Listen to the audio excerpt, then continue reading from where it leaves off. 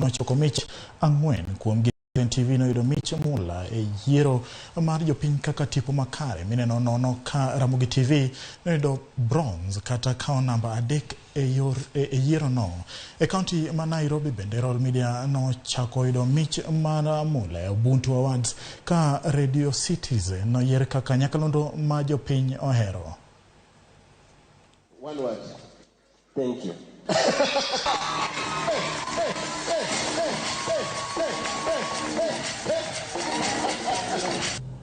We are at that moment when we need to think about the future of this sector from a regulatory point of view. For the last 10 years, we've been operating under some regulatory framework that has enabled us to walk this journey.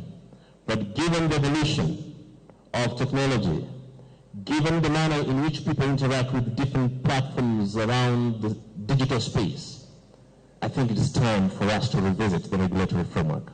And I'm glad that there's an initiative around how we review our regulatory framework so that we can facilitate the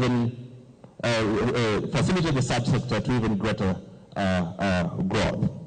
Let me also encourage all broadcasters that to really launch the creative economy, let us pay royalties for the music that we play in our stations. Let us pay royalties.